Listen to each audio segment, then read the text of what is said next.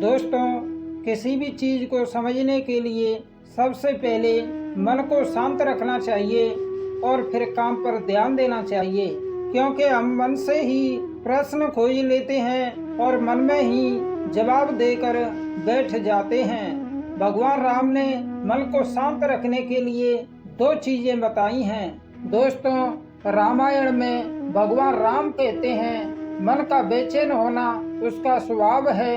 हमारे मन को लगता है कि अगर वह अलग अलग बातों के बारे में सोचता रहेगा तो हमें आने वाली हर मुश्किल और मुसीबत से बचा लेगा, पर ऐसा होता नहीं है। हम अपने जीवन का काफी अधिक समय सोच विचार करके परेशान होने में निकाल देते हैं। भगवान राम कहते हैं कि मन का यह स्वभाव बदलना मुश्किल जरूर है, असंभव नहीं। अब आप एक बात बताइए, क्या आप कोई को कह सकते हैं कि वो काँव काँव की आवाज ना करे, या फिर क्या आप किसी मेढक को कह सकते हैं कि वह पानी देखते ही ऊंची छलांग ना मारे? हमारे मन का भी कुछ ऐसा ही है। जीवन में कुछ भी होता है, अच्छा या बुरा, हमारा मन उस पर काँव काँव करने लगता है। काँव काँव से मेरा मतलब है चिंता करना, व्याकुल होना। कोई बुरी बात होती भी नहीं है और मन परेशानी की ऊंची ऊंची लपटें लेने लगता है। कभी कभी तो मुझे ऐसा लगता है कि हम में से कई लोग सिर्फ परेशान होने के लिए जीते हैं। सारी परेशानी, पीड़ा, दुविधा अक्सर हमारे मन की बनाई हुई कहानियां होती हैं। भगवान श्री राम हमें हमारे मन को शांत और स्थिर करने के लिए दो उपाय देते हैं। पहला, ध्यान लगाना या मेडिटेट करना। दूसरा, वैराग्य भाव सीखना। अब ध्यान या मेडिटेशन शब्द सुनते ही आप में से कई लोग कहेंगे कि आप आंख बंद कर सांसें अंदर बाहर नहीं ले सकते। यहाँ हम सब गलती कर बैठते हैं। मेडिटेशन या ध्यान का मतलब सिर्फ आंख बंद कर बैठना नहीं होता। मेडिटेशन का मतलब होता है अपना पूरा ध्यान किसी चीज पर लगाना और उसे हटने नहीं देना। अगर आप रोटी बना रहे हैं तो सिर्फ उस बात पर ध्यान दीजिए।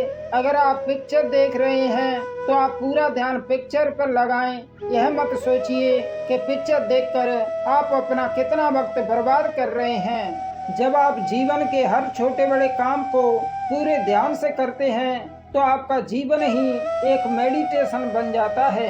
ऐसे जीवन में शांति, स्थिरता, साहस और सफलता का होना अनिवार्य है। दूसरा उपाय है वैराग्य भाव।